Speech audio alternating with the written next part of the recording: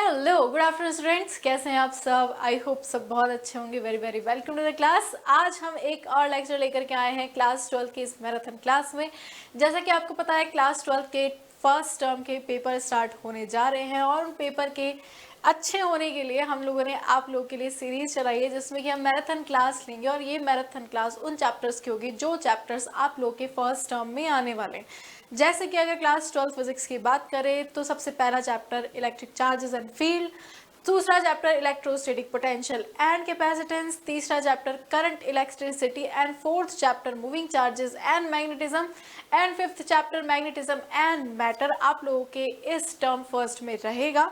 और इसके लिए हमने मैराथन क्लास लगाई और मैराथन क्लास में एक पार्ट ऑलरेडी जा चुका है जिसमें हमने चैप्टर नंबर 1 और चैप्टर नंबर 2 के कुछ इंपॉर्टेंट क्वेश्चंस किए थे जो कि प्रीवियस ईयर क्वेश्चंस थे, बोर्ड पेपर के क्वेश्चंस थे।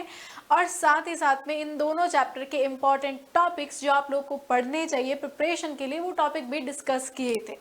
किस तरीके से न्यूमेरिकल आएंगे, किस तरीके से एमसीक्यू क्वेश्चंस आते हैं, किस तरीके से fill in the blank type question आते हैं और किस तरीके से आपके न्यूमेरिकल क्वेश्चन और डेरिवेशन एग्जाम में पूछे जाते हैं, सब कुछ हमने डिस्कस किया था लास्ट मैराथन क्लास में।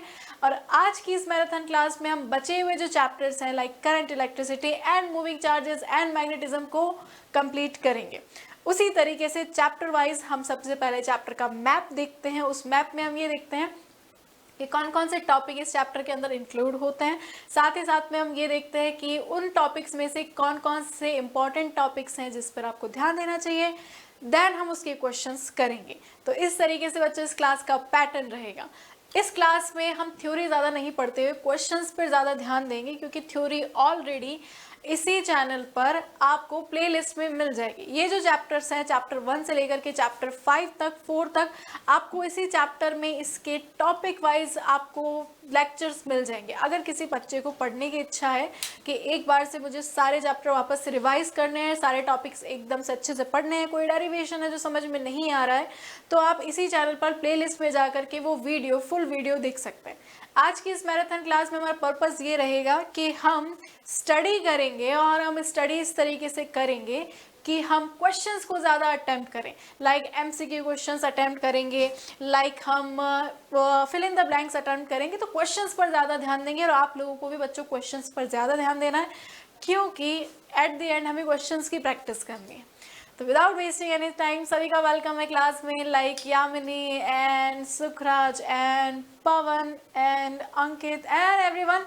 चलिए बच्चों स्टार्ट करते हैं आज की क्लास को। और आज की क्लास हम स्टार्ट करते हैं लास्ट क्लास जहां हमने ड्रॉप की थी। हमने चैप्टर 1 और चैप्टर 2 फर्स्ट मैराथन क्लास में देख लिया था। अब चैप्टर नंबर 3 की बारी, दैट इज करंट इलेक्ट्रिसिटी।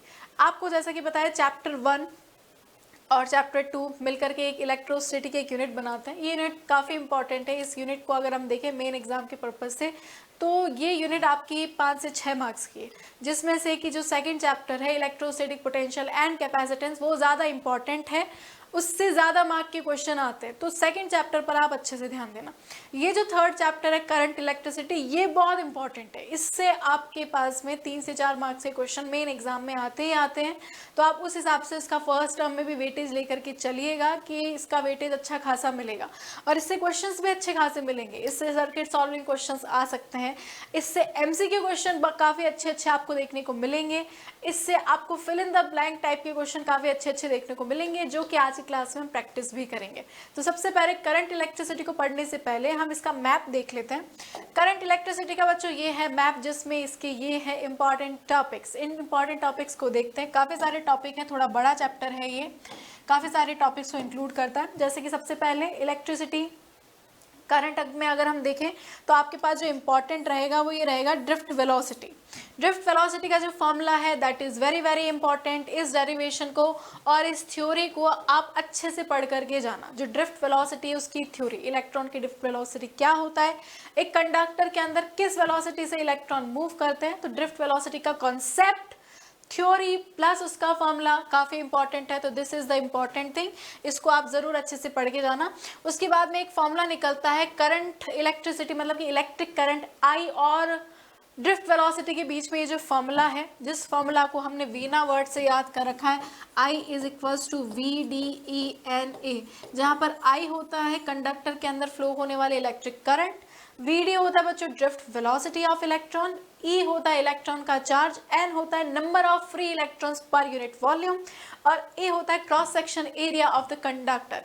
ये जो फॉर्मूला है, इस फॉर्मूले से न्यूमेरिकल क्वेश्चंस 100% एग्जाम में बनते हैं।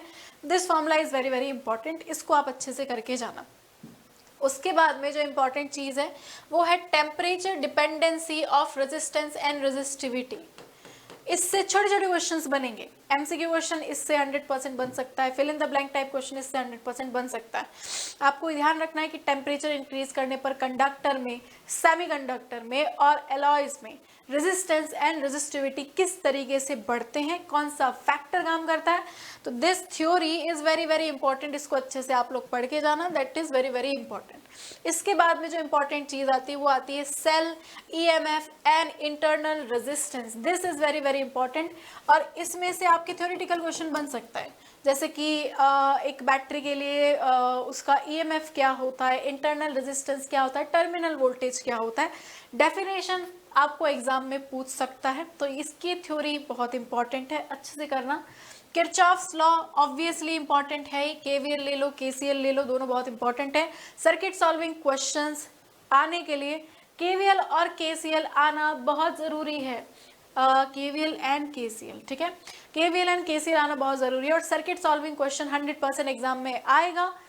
कॉम्बिनेशन ऑफ रेजिस्टर का ले लो या फिर करंट निकालने का ले लो, तो केवीएल और केसीएल अच्छे से पढ़ना, कैसे अप्लाई करते हैं वो भी अच्छे से पढ़ना। फिर आता है व्हीटस्टोन ब्रिज। अब व्हीटस्टोन ब्रिज का क्वेश्चन आएगा तो स्ट्रेट फॉरवर्ड क्वेश्चन आएगा। व्हीटस्टोन ब्रिज का आपको डेरिवेशन निकालने को बोल सकता है, व्हीटस्टोन ब्रिज क्या होता है वो निकालने को बोल सकता है। ज़्यादा घुमा करके व्हीटस्टोन ब्रिज से क्वेश्चन नहीं आते, बस आपको व्हीटस्टोन ब्रिज की पूरी थ्योरी और उसका पूरा डेरिवेशन याद होना चाहिए। तो ये है कुछ इंपॉर्टेंट टॉपिक्स जो आपको कवर करने हैं इस चैप्टर के अंदर। अगर आप ये टॉपिक्स कवर कर लेते हैं, अच्छा combination of resistors obviously important है, इससे क्वेश्चन आ सकते हैं। तो ये है बच्चों आपके पास में इंपॉर्टेंट टॉपिक्स इस चैप्टर के। आप इस मैप का स्क्रीनशॉट ले सकते हैं, मैं साइड हो जाती हूँ। और ये जो इंपॉर्टेंट टॉपिक्स हैं इनको भी प्लीज़ आप स्टार लगा लेना और इन टॉपिक्स पर आप अच्छे से ध्यान दे के जाना।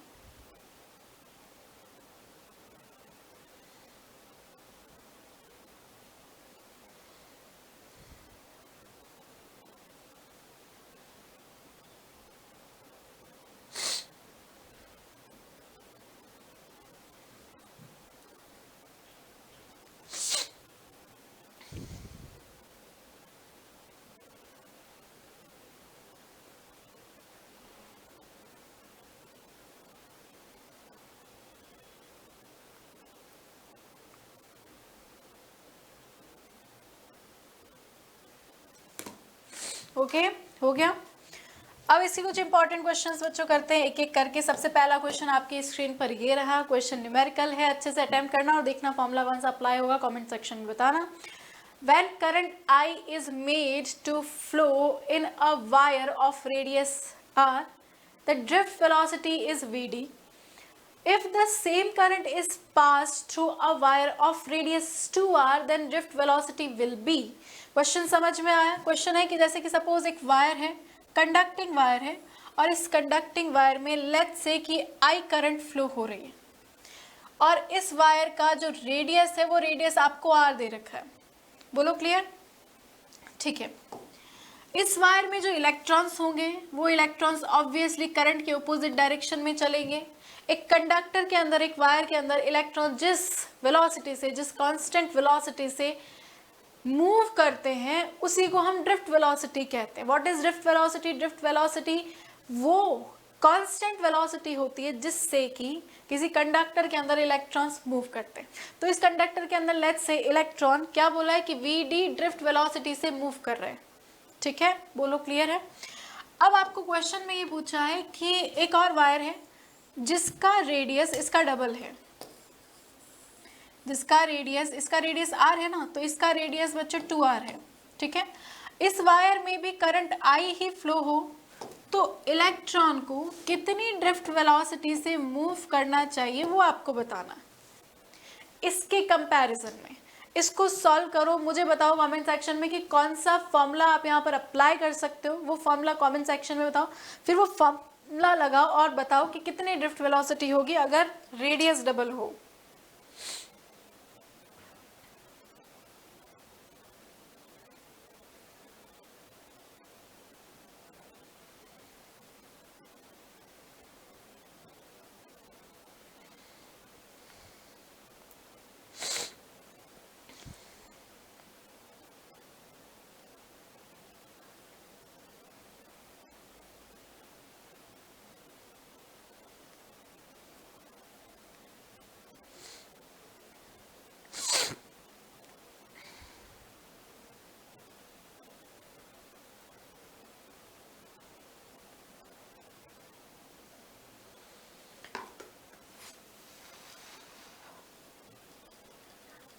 Option C, option D, option B या option A, which option is correct. देखिए बच्चों, यहाँ जो फॉर्मूला लगेगा वो फॉर्मूला लगेगा I is equals to V D E N A, जिसको हम वीना फॉर्मूला भी कहते हैं। ठीक है, यहाँ से आप ड्रिफ्ट वेलोसिटी का फॉर्मूला निकालना चाहेंगे तो ड्रिफ्ट वेलोसिटी होगी I अपॉन में ई एन, और यहाँ पर एरिया की जगह बच्चों क्या पुट करोगे, पाई आर स्क्वायर। थोड़ा सा साइड कर लेते हैं, एरिया की जगह आप पुट करोगे पाई आर स्क्वायर, तो आई अपॉन में ई एन और ये पाई आर स्क्वायर। तो इतनी ड्रिफ्ट वेलोसिटी है अगर कंडक्टर के अंदर आई करंट फ्लो हो रही है और उस कंडक्टर का रेडियस स्मॉल आर है। तो अब अपन देखते हैं कि कंडक्टर का रेडियस अगर 2r हो जाए तो ड्रिफ्ट वेलोसिटी कितना होगा। लेट्स से कि यहाँ पर ये V D dash drift velocity से मूव करता है, तो I is equals to V D dash E N A हो जाएगा। यहाँ से वी डी डैश का वैल्यू बच्चों आई अपॉन में ई एन, और ये एरिया की जगह अब यहाँ पर कितना हो जाएगा, पाई 2r स्क्वायर होगा कि नहीं, जिसकी value pi 4 pi R square हो जाएगी 2r का स्क्वायर 4r स्क्वायर हो जाएगा। तो यहाँ पर वैल्यू रखेंगे 4 पाई आर का स्क्वायर। क्या बता सकते हैं पहले के कंपैरिजन में कितना है? क्या ये पहले की कंपैरिजन में 1/4 है?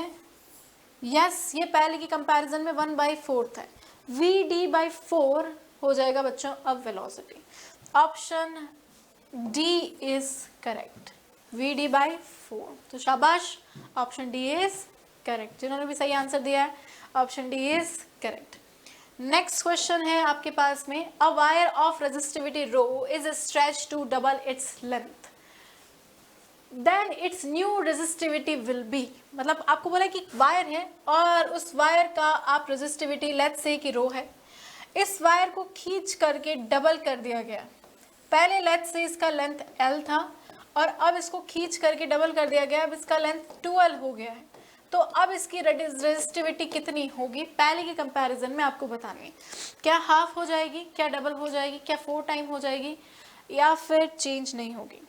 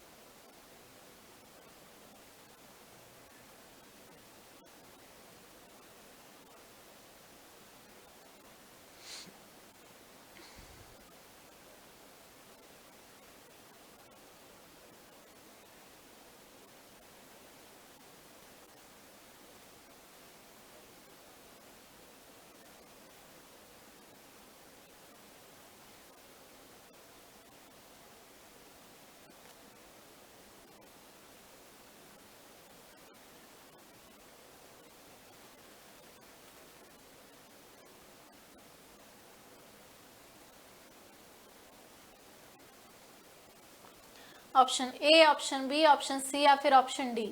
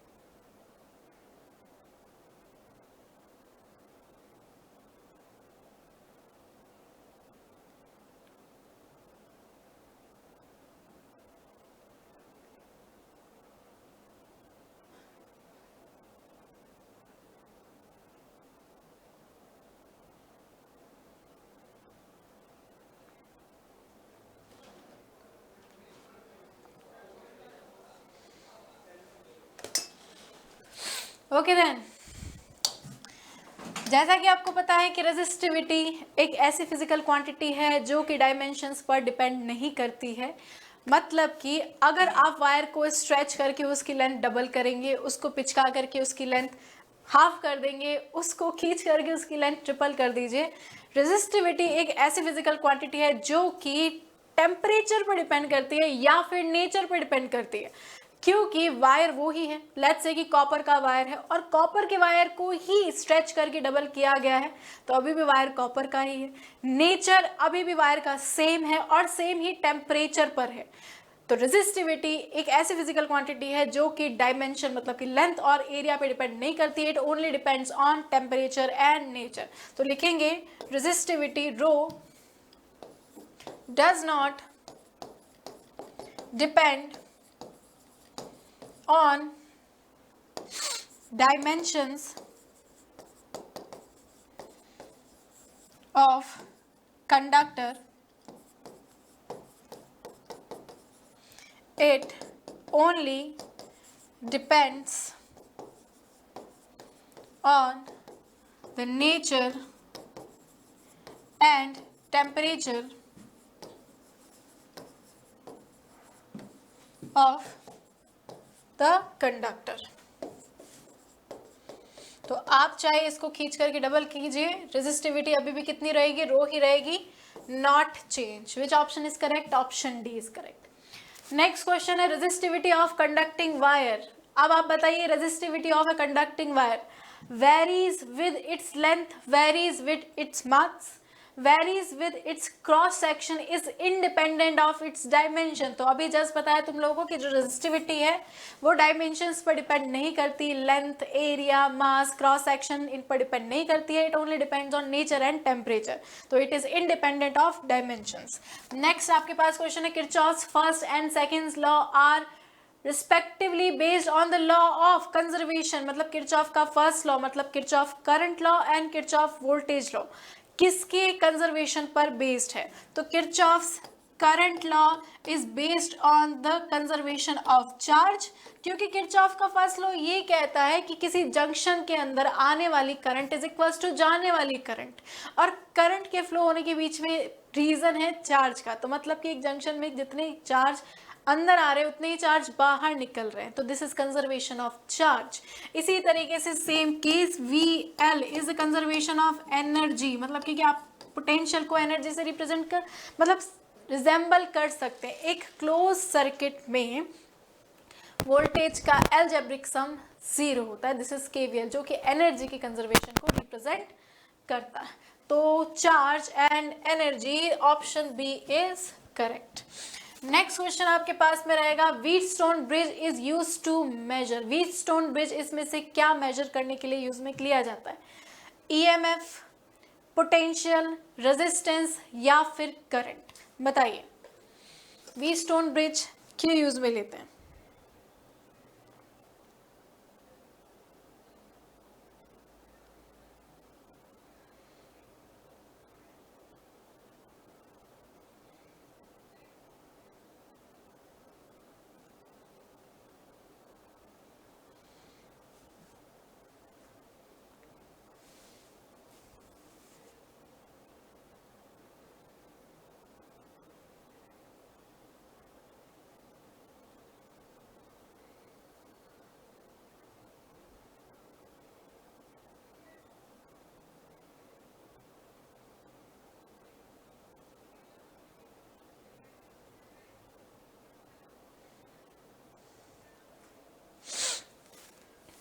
Which option is correct? Option Wheatstone bridge is used to measure. Wheatstone bridge क्या measure करने के लिए यूज में लिया जाता है? तो Wheatstone bridge resistance measure करने के लिए यूज में लिया जाता है। Option C is correct. Next है आपके पास में question, resistance of a conductor increase with the rise of temperature because resistance of the conductor increase with the rise of temperature. Temperature बढ़ाने पर कंडक्टर का रेजिस्टेंस इंक्रीज क्यों होता है, इसमें आपको बताना है। रिलैक्सेशन टाइम डिक्रीज होता है, रिलैक्सेशन टाइम इंक्रीज होता है, इलेक्ट्रॉन डेंसिटी डिक्रीज होती है या फिर इलेक्ट्रॉन डेंसिटी इंक्रीज होती है, क्या रीजन है? बताइए कमेंट सेक्शन में। Option A, option B, option C या फिर ऑप्शन डी?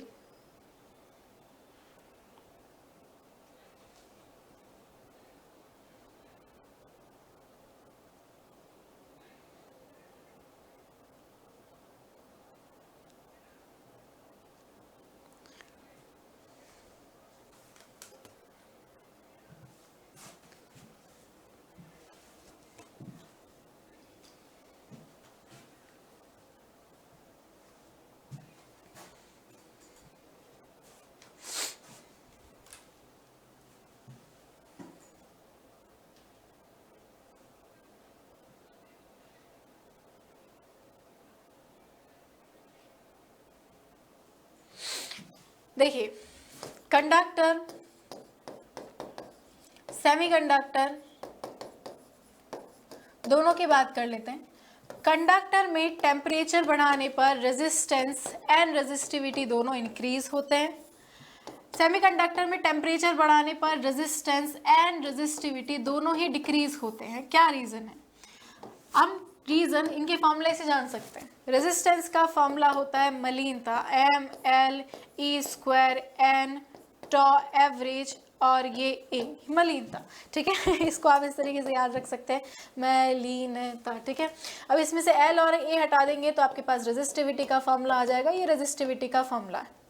सिमिलरली यहाँ पर भी R का formula N tau average A और रेजिस्टिविटी का formula M/E²N tau average. Clear है? सबसे पहले कंडक्टर की बात करते हैं।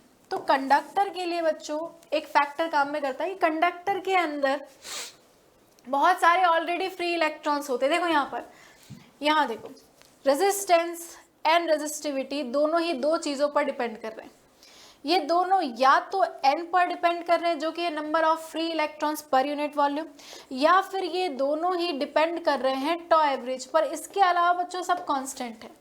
सिमिलरली यहाँ पर रेजिस्टेंस एंड रेजिस्टिविटी दोनों या तो n के इनडायरेक्टली प्रोपोर्शनल है या फिर दोनों n के मतलब टॉ एवरेज के इनडायरेक्टली प्रोपोर्शनल है, जो कि एवरेज रिलैक्सेशन टाइम है। सबसे पहले अगर अपन कंडक्टर की बात करें तो कंडक्टर में बच्चों क्या चीज़ है? कंडक्टर में ये चीज़ है कि कंडक्टर में ये वाला फैक्टर काम में नहीं करता है, क्योंकि कंडक्टर के अंदर ऑलरेडी बहुत सारे फ्री इलेक्ट्रॉन होते हैं। तो टेम्परेचर बढ़ा देने पर नंबर ऑफ फ्री इलेक्ट्रॉन्स इतना ज़्यादा नहीं बढ़ेंगे। कंडक्टर के अंदर ऑलरेडी बतेरे इलेक्ट्रॉन्स होते हैं। ऐसे मान लो कि एक कंडक्टर के अंदर मान लेते हैं 10,000 फ्री इलेक्ट्रॉन्स हैं ऑलरेडी पर यूनिट वॉल्यूम। तो आप अगर टेम्परेचर बढ़ाओगे तो कितने बढ़ जाएंगे, 500, 1000, उससे कोई फर्क नहीं पड़ेगा। तो उसके अंदर ये फैक्टर काम नहीं करता। तो एवरेज वाला फैक्टर आपको देखना पड़ेगा। टेम्परेचर बढ़ाएंगे, फ्री इलेक्ट्रॉन्स ज़्यादा तेज वाइब्रेट करेंगे, बहुत तेज तेज वाइब्रेट करेंगे। जो रिलैक्सेशन टाइम है दो कॉलिजन के बीच में, एवरेज टाइम, वो डिक्रीज होगा क्योंकि फास्ट मूव करेंगे, कॉलिजन फास्ट फास्ट होगी। तो टो एवरेज की वैल्यू डिक्रीज होती है। टो एवरेज की वैल्यू डिक्रीज होती है ना, तो इसलिए रेजिस्टेंस एंड रेजिस्टिविटी दोनों ही इंक्रीज होते हैं। कौन सा फैक्टर काम करता है, टो एवरेज वाला। एवरेज रिलैक्सेशन टाइम डिक्रीज होता है इसलिए। तो यहाँ पर आपको कंडक्टर के लिए पूछा है, तो एवरेज रिलैक्सेशन टाइम डिक्रीज होने की वजह से ही टेम्परेचर बढ़ाने पर रेजिस्टेंस एंड रेजिस्टिविटी बढ़ती है। सेमीकंडक्टर की बात करें तो सेमीकंडक्टर में बच्चों ये वाला फैक्टर ज़्यादा काम नहीं करता है, क्योंकि सेमीकंडक्टर के अंदर ऑलरेडी खाली पड़ा है, सूना पड़ा है, उसके अंदर इतने ज़्यादा फ्री इलेक्ट्रॉन है ही नहीं। तो अगर आप टेम्परेचर बढ़ाते हैं तो मान लीजिए कि किसी सेमीकंडक्टर के अंदर जैसे जर्मेनियम और सिलिकॉन हो गए, उसके अंदर per unit volume 500 free electron है। तो अगर आप टेम्परेचर बढ़ाने पर 100 भी बढ़ते हैं, 600 भी होते हैं, तो काफ़ी ज़्यादा फर्क पड़ता है। तो इसके अंदर ये वाला फैक्टर काम करता है। अब आप टेम्परेचर बढ़ाएंगे, नंबर ऑफ फ्री इलेक्ट्रॉन्स बढ़ेंगे, नंबर ऑफ फ्री इलेक्ट्रॉन्स बढ़ेंगे तो रेजिस्टेंस एंड रेजिस्टिविटी दोनों कम होंगे। कंडक्टर की बात है तो टॉ एवरेज वाला फैक्टर काम करता है कि एवरेज रिलैक्सेशन टाइम डिक्रीज होता है। इसके अलावा तीसरा टाइप है एलॉयज। एलॉयज में टेम्परेचर का रेजिस्टेंस एंड रेजिस्टिविटी दोनों पर ही कोई इफेक्ट नहीं पड़ता है। ठीक है, option A is correct. Next question है आपके पास फिल इन द ब्लैंक के क्वेश्चन। इसके अंदर है question number 1, question number 2, question number 3, question number 4, question number 5, question number 6 and question number 7। एक एक करके पहले मैं आपको क्वेश्चन समझा देती हूँ, आप कमेंट सेक्शन में इनके आंसर बताना।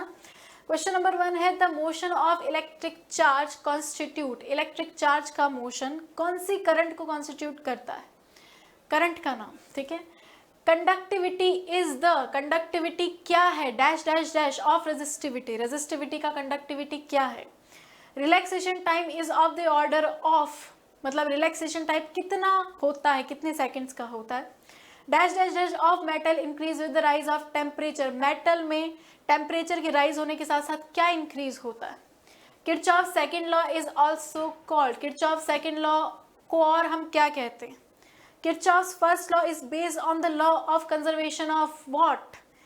Kirchhoff's second law holds for a dash dash dash circuit only. Kirchhoff's second law कौन से सर्किट के लिए काम करता है। तो एक एक करके कमेंट सेक्शन में आंसर बताइए फिल इन द ब्लैंक्स के। आपके पास 2 मिनट का टाइम है।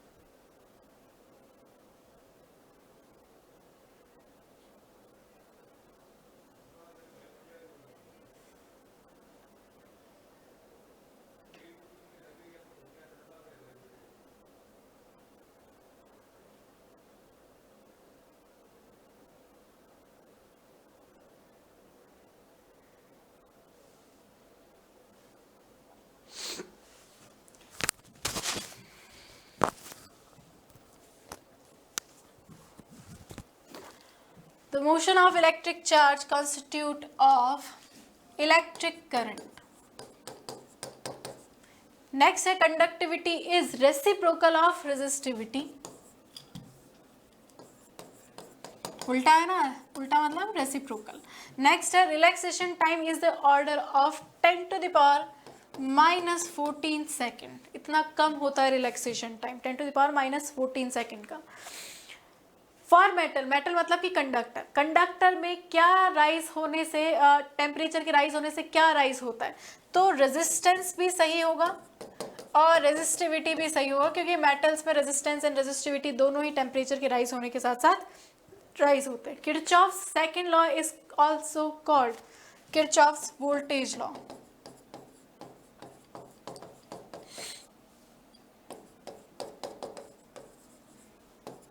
या फिर लूप लॉ, दोनों नाम है इसके।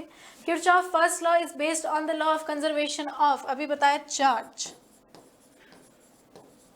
नेक्स्ट है Kirchhoff second law holds for a closed circuit.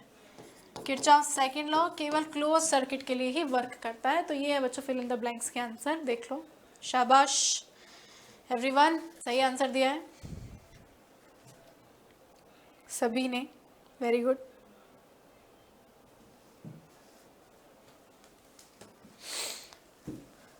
Next है आपके पास में, अच्छा आपको बता देती हूँ, जैसे कि अगस्त का महीना चल रहा है और अगस्त के महीने में अभी ट्रिपल हमारे पास में सेलिब्रेशन से, कौन कौन से, सबसे पहले 15 अगस्त obviously Independence Day, 78 Independence Day, उसके अलावा 13 अगस्त को निर्मल सर का बर्थडे और उसके बाद में रक्षाबंधन। तो 3 त्यौहार आ रहे हैं और ट्रिपल खुशियाँ हम आपको नहीं दें ऐसा तो हो नहीं सकता।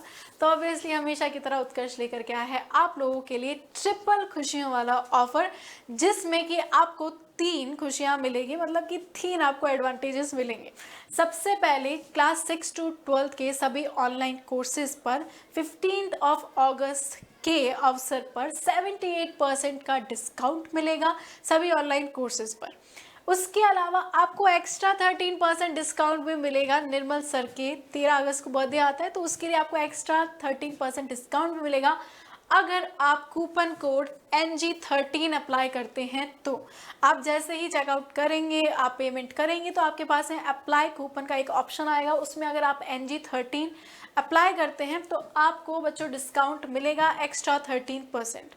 उसके अलावा रक्षाबंधन के ऑफर पर आपको मिलेगा रिवॉर्ड, 100% रिवॉर्ड पॉइंट्स मिलेंगे, या फ्यूचर में कभी भी जाकर के आप अगर कोर्स परचेज करते हैं तो आपको एक्स्ट्रा डिस्काउंट भी मिलेगा इन रिवॉर्ड पॉइंट से। लेकिन बच्चों याद रखना, ये जो ऑफर है 13 अगस्त से लेकर के 21 अगस्त तक, मतलब कि आज के लिए ही वैलिड है। तो आप जल्दी से इस ऑफर को ज़रूर ग्रैब करना, उसके लिए आप प्ले स्टोर से उत्कर्ष ऐप को डाउनलोड कर सकते हैं। चलिए नेक्स्ट क्वेश्चन की तरफ चलते हैं। अब नेक्स्ट क्वेश्चन आपके पास में आ रहे 1 मार्क टाइप के question. What is drift velocity.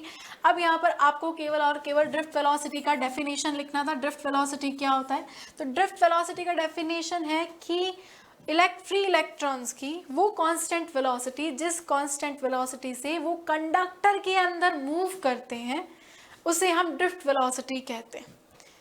किसी कंडक्टर के अंदर फ्री इलेक्ट्रॉन्स की वो कांस्टेंट वेलोसिटी जिससे कि वो मूव करते हैं उसे हम drift velocity of free electrons कहते हैं। तो यहाँ पर आपको इसका डेफिनेशन लिखना था, 1 मार्क का क्वेश्चन आएगा। उसके बाद में ये बच्चों अच्छा क्वेश्चन है, नाइस क्वेश्चन, और इसके लिए मैं आपको सोचने के लिए 2 मिनट दूंगी। बहुत अच्छा क्वेश्चन है और प्रीवियस ईयर का क्वेश्चन है, ठीक है। क्वेश्चन में आपको VI ग्राफ दिया है, इस तरफ वोल्टेज है, इस तरफ करंट है, ठीक है, of a metallic wire eight 2 different temperature, और 2 टेम्परेचर भी दे रखा, T1 टेम्परेचर पर और T2 टेम्परेचर पर, is as shown in the following figure, which of the 2 temperature T1 and T2 is higher and why. अब आपको मैं समझाती हूँ क्वेश्चन क्या। क्वेश्चन है VI ग्राफ दे रखा है, एक तरफ वोल्टेज है, एक तरफ करंट है। सबसे पहले तो ये पता करो इस ग्राफ की स्लोप क्या रिप्रेजेंट करेगी। टेम्परेचर रिप्रेजेंट नहीं कर रही है, ये तो आपको बोला है कि इस टेम्परेचर पर स्लोप ये है, इस टेम्परेचर पर स्लोप ये है, ये टेम्परेचर रिप्रेजेंट नहीं कर रही। आप खुद सोचो कि इस ग्राफ की स्लोप क्या रिप्रेजेंट करेगी, उसके बाद में उसको लिंक करो टेम्परेचर से, मेटालिक वायर से, और देखो कौन सा टेम्परेचर ज़्यादा है, ये टेम्परेचर ज़्यादा है या ये टेम्परेचर ज़्यादा है। इसको सोचो और सोच समझ करके आंसर करना, T1 ज़्यादा है कि T2 ज़्यादा है।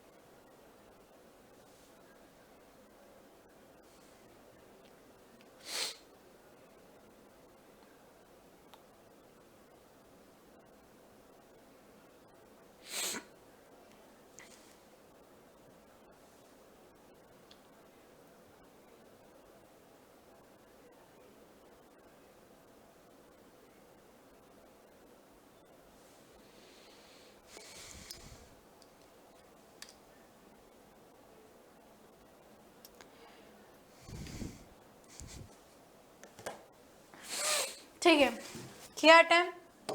सबसे पहले ये देखेंगे कि IV ग्राफ की स्लोप क्या रिप्रेजेंट करती है। एक तरफ करंट है और एक तरफ वोल्टेज है। तो सबसे पहले ये देखो कि इस ग्राफ की स्लोप क्या रिप्रेजेंट कर रही है। टेम्परेचर को रिप्रेजेंट नहीं कर रही है। देखते हैं कि क्या रिप्रेजेंट कर रही है।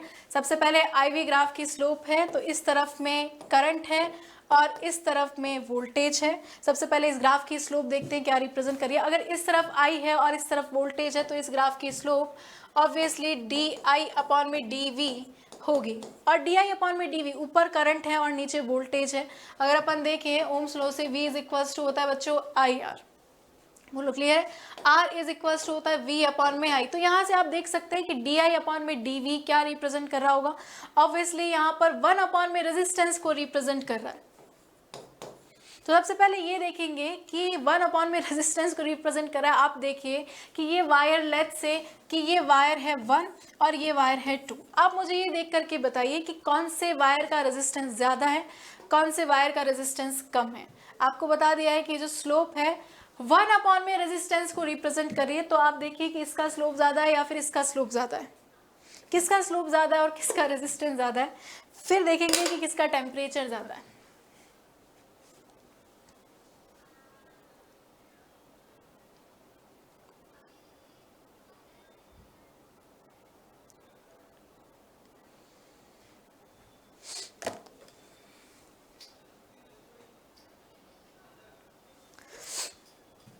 Slope of IV graph represents 1/R। मतलब कि slope of graph 1 is greater than slope of graph 2। Graph 1 का स्लोप ज़्यादा है ग्राफ 2 के स्लोप से। ठीक है, ठीक है। तो इसका मतलब ये है resistance of graph 1 is less than resistance of graph 2। Clear है। मतलब ग्राफ 1 का रेजिस्टेंस कम है क्योंकि उसकी स्लोप ज़्यादा है ग्राफ 2 के रेजिस्टेंस से। अब क्योंकि ये मेटालिक वायर्स है, दे आर कंडक्टर्स, और कंडक्टर्स के अंदर जितना ज़्यादा टेम्परेचर उतना ज़्यादा रेजिस्टेंस। तो अब हमें पता चल गया है कि जो सेकंड वायर है उसका रेजिस्टेंस ज़्यादा है, तो दैट मीन्स उसका टेम्परेचर भी ऑब्वियसली ज़्यादा होगा। तो T2 is greater than T1। तो ये बहुत अच्छा क्वेश्चन था। इसमें आपको ग्राफ की स्लोप पता करनी थी, उसके बाद में देखना था उसका रेजिस्टेंस से क्या लिंक है, रेजिस्टेंस का फिर टेम्परेचर से क्या लिंक है, क्योंकि आपको मेटालिक वायर्स गिवन थे जो कि कंडक्टर्स हैं। तो T2 टेम्परेचर ज़्यादा हुआ T1 से। नेक्स्ट क्वेश्चन है how many free electrons flowing per second will constitute 1 ampere current.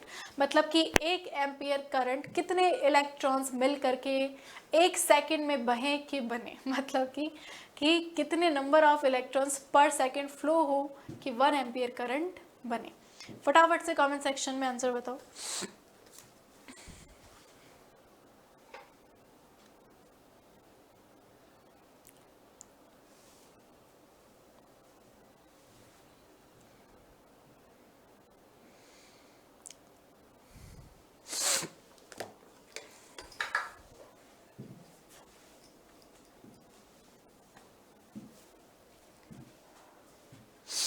सबसे पहले current I is equals to Q/T। अगर नंबर ऑफ इलेक्ट्रॉन्स n है, n is equals to number of electrons, then Q is equals to क्या होगा Ne। I is equals to Ne/T। आपको बोला पर second कितने इलेक्ट्रॉन फ्लो हो, तो टाइम t की वैल्यू बच्चों आप 1 सेकेंड पुट कर सकते हैं। तो यहाँ पर I इज इक्वल्स टू हो जाएगा Ne और ये हो जाएगा 1। आपको क्या फाइंड आउट करना है, नंबर ऑफ इलेक्ट्रॉन्स। और आपको ये भी पता करना है कि current I is equals to 1 ampere flow हो, तो इसकी जगह भी आप 1 पुट कर सकते हैं। ठीक है, n की वैल्यू फाइंड आउट करनी है, तो n is equals to 1/E। बोलो clear, 1/E। 1/E is equal to 1/1.6 into 10 to the power -19, जिसकी वैल्यू 6.25 इंटू 10 टू द पावर 18 होती है। तो 6.25 into 10 to the power 18 electrons बन करके 1 कूलम चार्ज बनाते हैं, जैसा कि हमने पिछले लेक्चर में डिस्कस किया था। और 1 कूलम चार्ज अगर 1 सेकंड में फ्लो होता है तो ही जा करके 1 एम्पियर करंट बनेगी। तो इतने नंबर ऑफ इलेक्ट्रॉन्स होंगे जो फ्लो हो पर सेकेंड, तो 1 एम्पियर करंट फ्लो होती है। नेक्स्ट क्वेश्चन है, on what factors the resistance of a conductor depends upon. मतलब एक कंडक्टर का रेजिस्टेंस किन किन फैक्टर्स पर डिपेंड करता है, बताना। डायमेंशंस पर डिपेंड करता है या फिर टेम्परेचर नेचर पर डिपेंड करता है, कमेंट सेक्शन में बताइए। रेजिस्टेंस की बात हो रही है, 1 मार्क का क्वेश्चन है।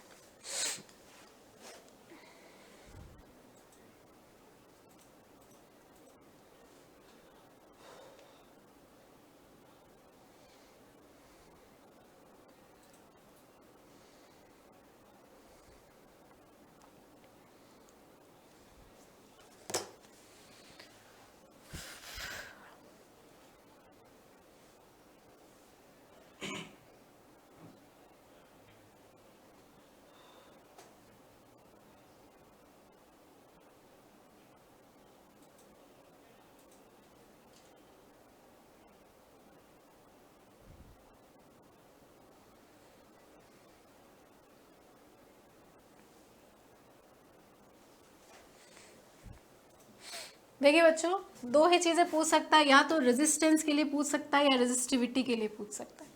रेजिस्टेंस 4 चीज़ों पर डिपेंड करता है, लेंथ पर, एरिया पर, जो कि दोनों होती है डायमेंशंस ऑफ वायर,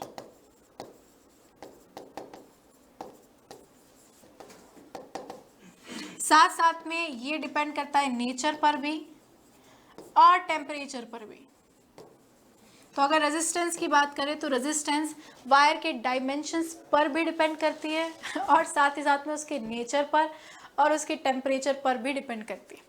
रेजिस्टिविटी की बात करें तो रेजिस्टिविटी केवल 2 ही फैक्टर्स पर डिपेंड करती है, एक तो हुआ नेचर और एक हुआ टेम्परेचर। ये लेंथ और एरिया मतलब डायमेंशंस ऑफ वायर पर डिपेंड नहीं करती। तो रेजिस्टेंस किन किन फैक्टर्स पर डिपेंड करता है, dimensions of wire, nature of wire, temperature of wire. Next question, out of 2 bulb marked 25 watt and 100 watt, which one has higher resistance। 2 bulb हैं और एक बल्ब है बच्चों 25 वाट का और एक बल्ब है बच्चों 100 वाट का। आपको बताना है कि किसका रेजिस्टेंस ज़्यादा होगा। पावर दी हुई है, आपको बताना रेजिस्टेंस किसका ज़्यादा होगा।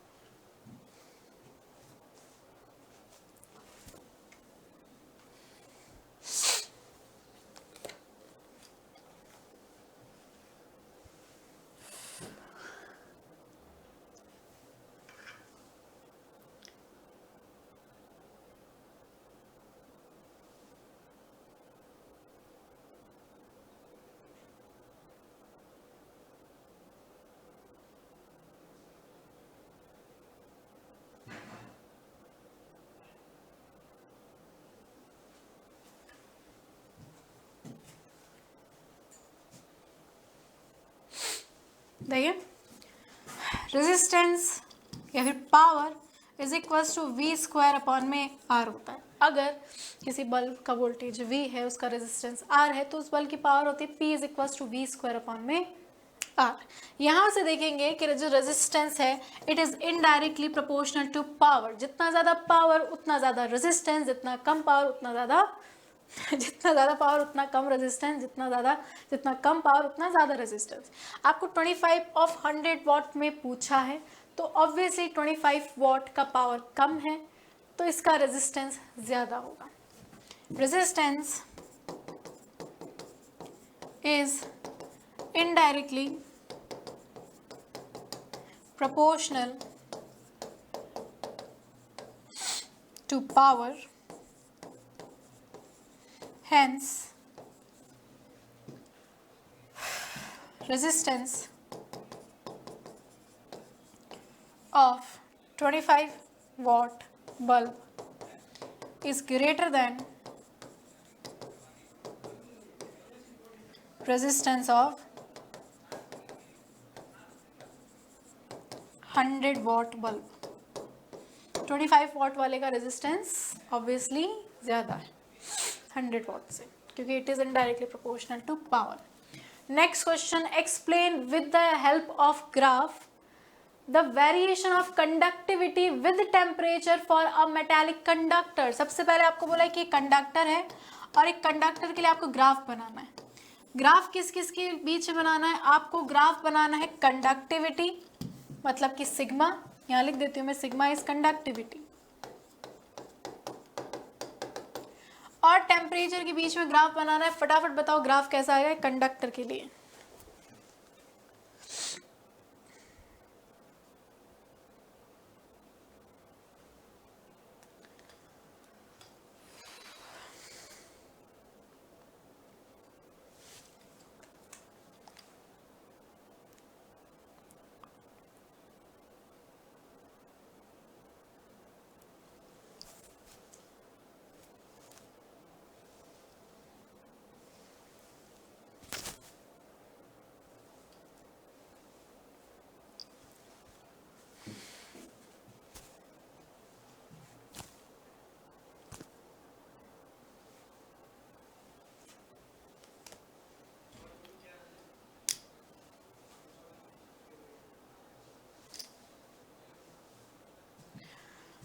फॉर अ कंडक्टर अगर रेजिस्टिविटी रो है,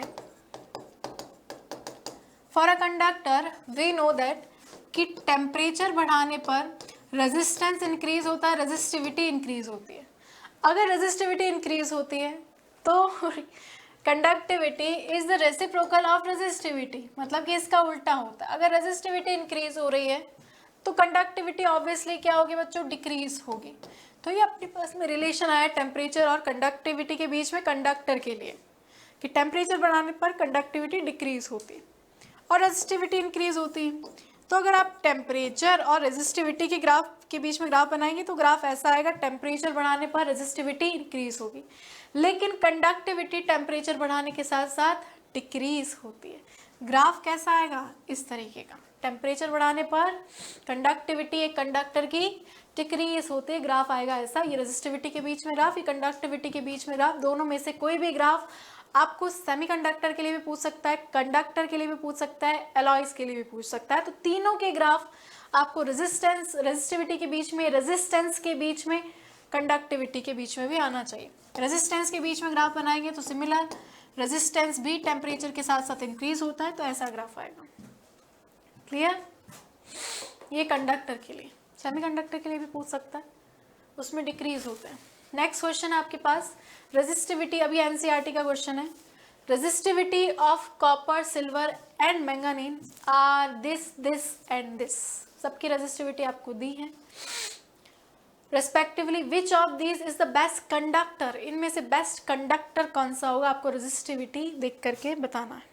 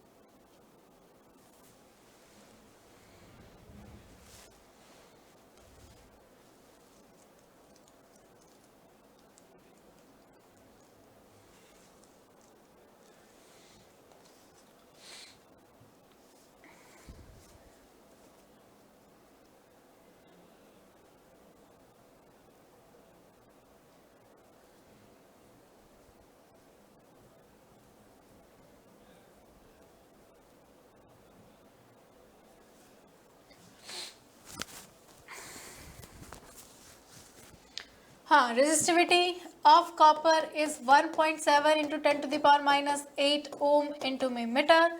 resistivity of silver is 1.0 into 10 to the power minus 8 ohm into meter. Resistivity of manganese is 44 into 10 to the power minus 8 ohm into meter. इसको हम अरेंज कर देते हैं ऑर्डर में. सबसे कम resistivity है बच्चों सिल्वर की, उसके बाद में सबसे ज़्यादा रेजिस्टिविटी है बच्चों मैंगानीज की, उसके बाद में रेजिस्टिविटी है बच्चों कॉपर की. अपने को पूछा है कौन अच्छा कंडक्टर है, उसके लिए कंडक्टिविटी देखनी पड़ेगी. और conductivity we know that is reciprocal of resistivity. तो अगर देखें तो कंडक्टिविटी ऑफ सिल्वर इज सबसे ज़्यादा, कंडक्टिविटी और कॉपर उससे कम, एंड कंडक्टिविटी ऑफ मैंगानीज उससे कम. तो सिल्वर की कंडक्टिविटी सबसे ज़्यादा है, तो सिल्वर इज बेस्ट कंडक्टर. इनमें सिल्वर सबसे बेस्ट कंडक्टर है क्योंकि इसकी कंडक्टिविटी सबसे ज़्यादा है. जितनी ज़्यादा कंडक्टिविटी उतना अच्छा कंडक्टर. बोलो क्लियर. चलो नेक्स्ट है what do you mean by internal resistance, EMF and terminal potential difference of a cell. अब ये आएगा बच्चों 3 मार्क के क्वेश्चन में. 3 मार्क के क्वेश्चन में आपको पूछा है कि एक सेल के लिए आप ईएमएफ बताइए क्या होता है, आप इंटरनल रेजिस्टेंस बताइए, और आप पोटेंशियल डिफरेंस मतलब टर्मिनल वोल्टेज, तीनों की आपको डेफिनेशन लिखनी है. ईएमएफ क्या होता है, इंटरनल रेजिस्टेंस क्या होता है, और टर्मिनल वोल्टेज क्या होता है. ये तीनों बच्चों आपको बताना था, एक एक करके डेफिनेशन तीनों की लिखनी थी, एक्सप्लेन करना था. 3 मार्क के क्वेश्चन में आएगा.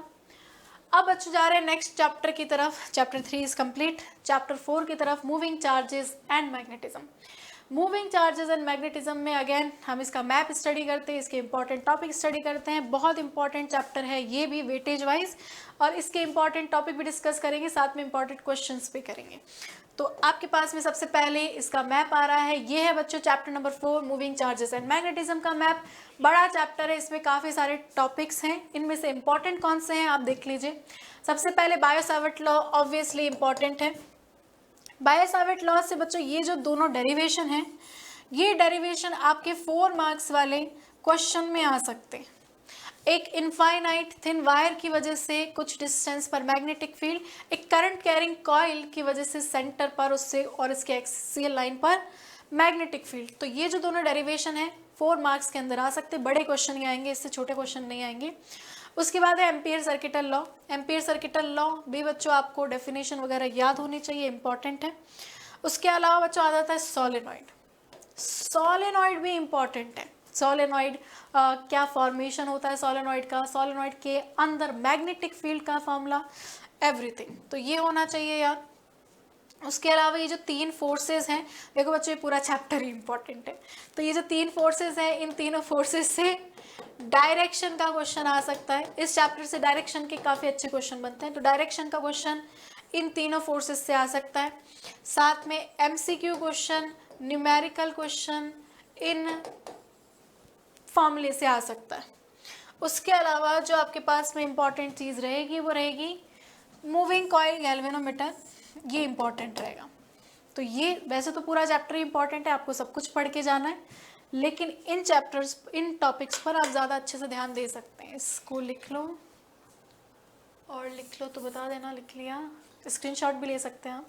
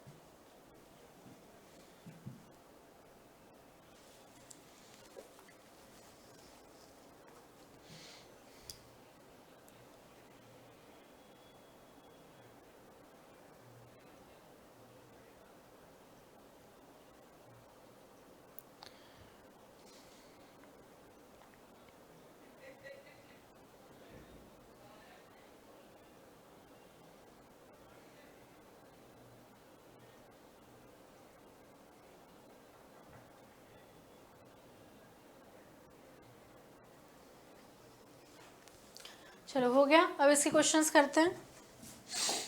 इसके क्वेश्चंस में फर्स्ट क्वेश्चन आपके पास है, two parallel wires carrying current in the same direction attract each other because of, मतलब कि दो वायर्स हैं और दोनों वायर में सेम डायरेक्शन में करंट जा रही है। लेट्स से इसमें I1 जा रही है और इसमें I2 जा रही है। आपको बताना है कि ये एक दूसरे को अट्रैक्ट करते हैं, इन दोनों के बीच में अट्रैक्शन फोर्स लगता है। ये अट्रैक्शन फोर्स क्यों लगता है? पोटेंशियल डिफरेंस होता है दोनों के बीच में, म्यूचुअल इंडक्शन होता है दोनों के बीच में, इलेक्ट्रिक फोर्स होता है दोनों के बीच में, या फिर मैग्नेटिक फोर्स होता है दोनों के बीच में? बताइए।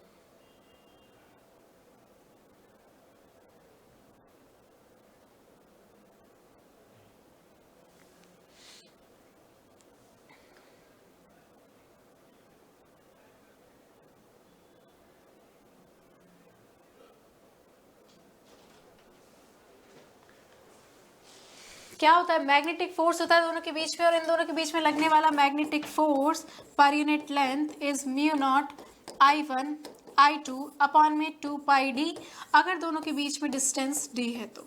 ये होता है मैग्नेटिक फोर्स। अगर दोनों पैरेलल वायर्स में करंट सेम डायरेक्शन में जा रही है तो दोनों के बीच में अट्रैक्शन होता है, अगर अपोजिट डायरेक्शन में करंट जा रही है तो दोनों के बीच में रिपल्सन होता है। नेक्स्ट क्वेश्चन है, an electric charge E moves with a constant velocity V parallel to the lines of force of a uniform magnetic field B. The force experienced by the charge is, बोला कि एक electric charge है E, वो V velocity से जो magnetic field line है उसके parallel move करता है, तो मैग्नेटिक फोर्स दोनों के बीच में कितना लगेगा, इस चार्ज पर कितना मैग्नेटिक फोर्स लगेगा? लेट्स से कि this is the direction of magnetic field और ये है ई चार्ज और वो इसी तरफ मूव करता है वी वेलोसिटी से, ठीक है। तो इसके बीच में लगने वाला मैग्नेटिक फोर्स कितना होगा बताइए। सबसे पहले जो फॉर्मूला है वो फॉर्मूला ये है कि अगर कोई क्यू चार्ज वी वेलोसिटी से बी मैग्नेटिक फील्ड में मूव करता है तो उस पर इतना फोर्स लगता है। यहाँ पर चार्ज, इसको आप ऐसे भी लिख सकते हैं Q V B sine theta, जहाँ थीटा होता है वी वेक्टर और बी वेक्टर के बीच का एंगल। तो मैग्नेटिक फोर्स चार्ज है बच्चों ई, वेलोसिटी इसका बी, मैग्नेटिक फील्ड है बी, साइन थीटा कितना है 0 डिग्री, क्योंकि बी वेक्टर भी इसी तरफ है और वी वेक्टर भी इसी तरफ है। कितना फोर्स लग जाएगा? फोर्स लग जाएगा बच्चों 0। अगर कोई चार्ज मैग्नेटिक फील्ड में सीधा मतलब कि पैरेलल एंटर करता है या फिर एंटी पैरेलल एंटर करता है तो उस कंडीशन में उस पर कोई मैग्नेटिक फोर्स अप्लाई नहीं होता। Option C is correct. Next है, what is the magnitude of force experience by stationary charge when placed in uniform magnetic field? अगर किसी स्टेशनरी चार्ज को यूनिफॉर्म मैग्नेटिक फील्ड में रख दें तो उस पर कितना मैग्नेटिक फोर्स अप्लाई होगा? कमेंट सेक्शन में बताइए। Option A, option B, option C, option D.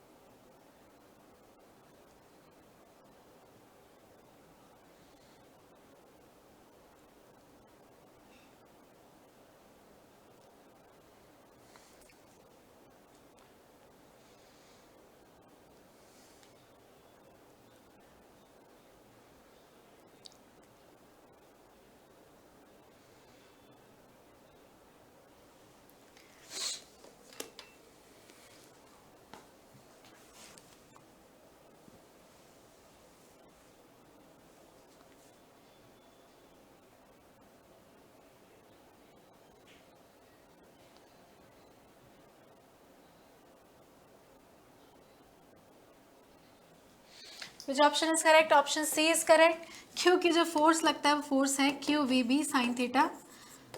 अगर चार्ज स्टेशनरी है तो वेलोसिटी जीरो होगा, और वेलोसिटी जीरो है तो मैग्नेटिक फोर्स भी कितना होगा? जीरो।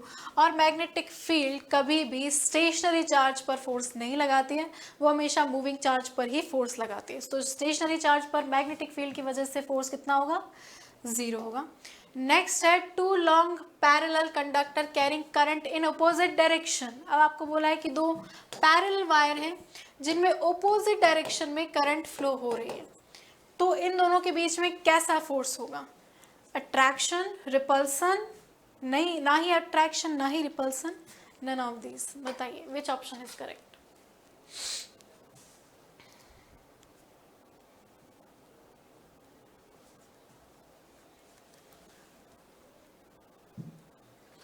अगर बच्चों सेम डायरेक्शन में करंट फ्लो होती है तो अट्रैक्ट करते हैं, अपोजिट डायरेक्शन में करंट फ्लो होती है तो रिपेल करते हैं। Option B is correct. Next है resistance of ideal ammeter is. एक आइडियल एमीटर का रेजिस्टेंस कितना होता है? इनफाइनाइट, 0, 1 या 10 ओम?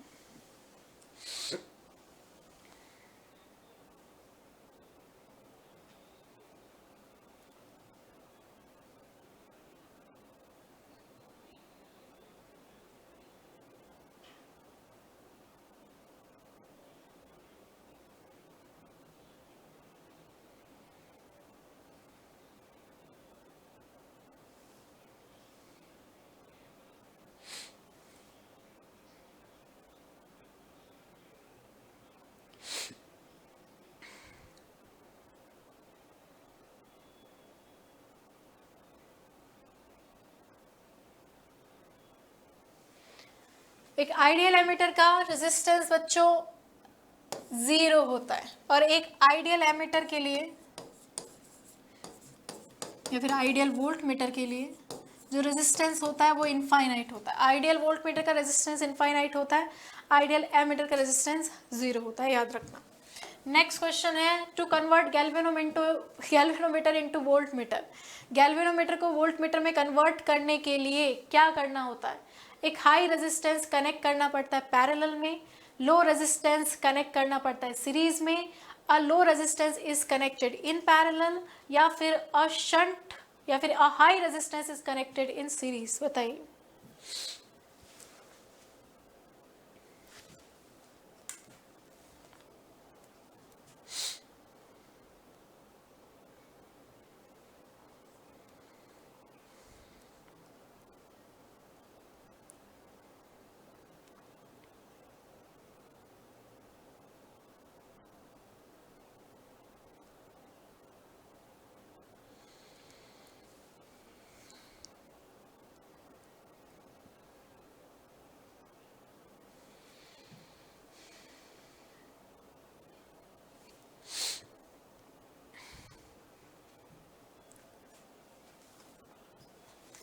क्या करना पड़ता है? एक हाई रेजिस्टेंस सीरीज में कनेक्ट करना पड़ता है। अगर यहीं पर इसको एमीटर में कन्वर्ट करना हो तो एक शंट रेजिस्टेंस पैरेलल में कनेक्ट करना होता है। Option D is correct.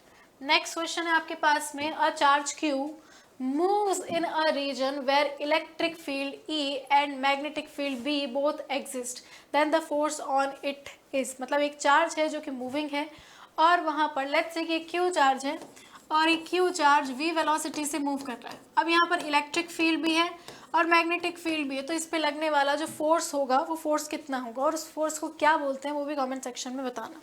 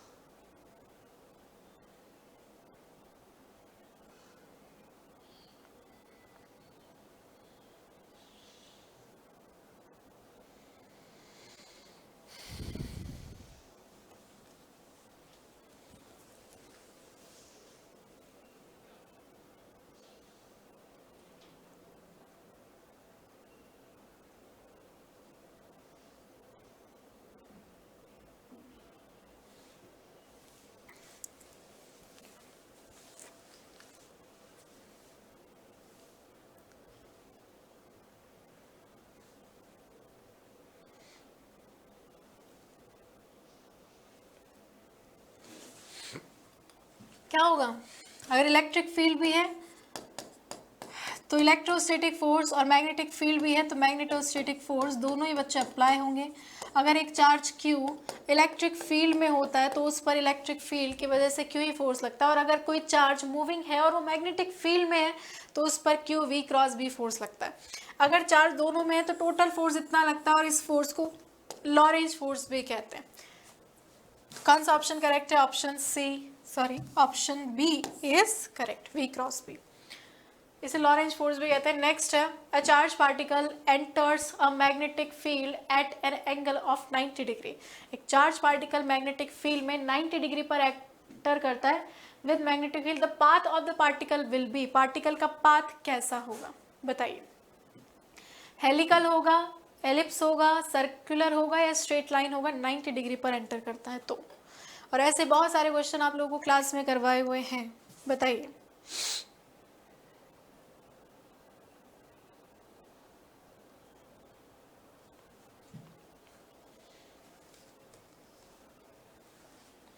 अगर कोई charge particle theta is equals to 0 degree या theta is equals to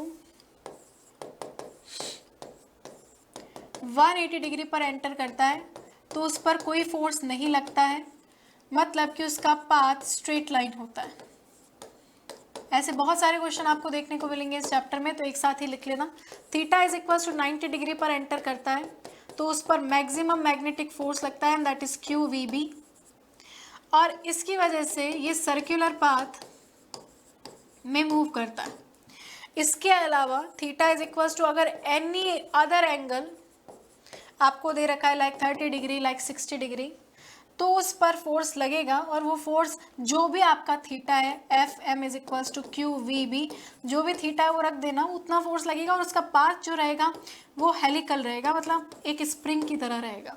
theta is equals to 90 degree पर पूछा है तो पाथ होगा circular, C is correct. Next question है फिल इन द ब्लैंक के क्वेश्चन एक एक करके अटेम्प्ट करना। पहला क्वेश्चन है unit of magnetic induction in SI is, magnetic induction और मैग्नेटिक फील्ड सेम ही चीज है, मैग्नेटिक फील्ड की SI यूनिट आपको यहाँ बतानी है। सेकंड है dash dash dash acts on the charge moving along the direction of magnetic field, मतलब कि क्या एक्ट करता है या फिर क्या नहीं एक्ट करता है मैग्नेटिक फील्ड की डायरेक्शन में ही अगर कोई चार्ज मूव कर रहा हो तो। An ammeter is a dash dash dash resistant moving coil galvanometer, एक एमीटर कितने रेजिस्टेंस का मूविंग कॉइल गैल्वेनोमीटर है। A voltmeter is an dash dash dash resistance moving galvanometer, बताइए।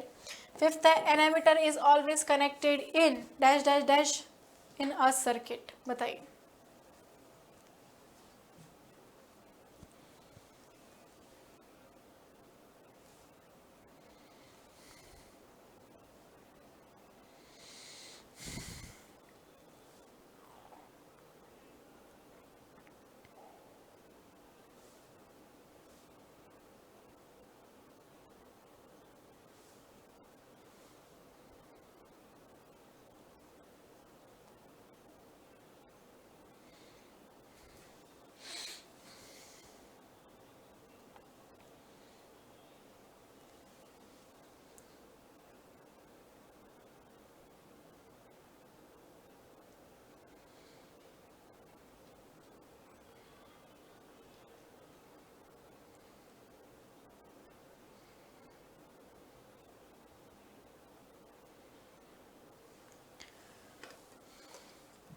Unit of magnetic induction in SI is Tesla.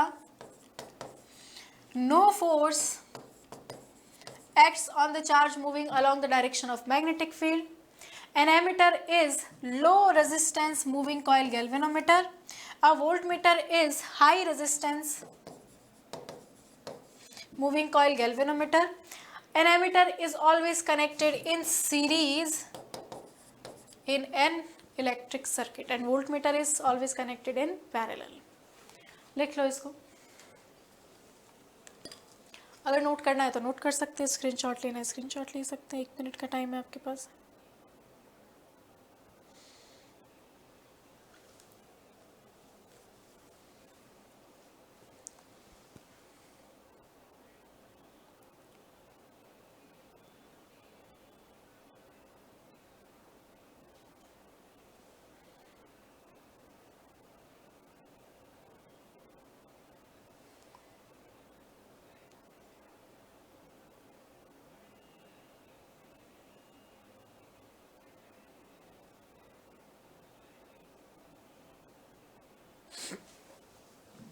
ठीक है। Next आपके पास में क्वेश्चन है, define magnetic field, write an expression for force a charge q moving with velocity v in a region having uniform magnetic field strength b. How does the speed change as the charge moves? Under the what circumference the force F will be zero and maximum? Also obtain SI unit of strength of magnetic field. Also give dimension formula of B. अब ये question आपके बड़े questions में आए जिसमें बहुत simple questions को मिला करके दिया गया है। फर्स्ट ऑफ ऑल आपको magnetic force F is equals to Q V cross B या फिर Q V B sine theta, इसका डेरिवेशन आपको करना है। अब आपको इसमें ये भी बताना है कि कब जीरो होगा और ये कब मैक्सिमम होगा, मतलब ये कंडीशन केसेस बताने कि एफ एम कब जीरो होगा और ये कब मैक्सिमम होगा। ये मैक्सिमम क्यू वी बी पर होगा ऑब्वियसली, ठीक है। तो ये कब जीरो होगा, मतलब theta is equals to 180 degree, theta is equals to 0 degree वाले केस इंक्लूड करने हैं।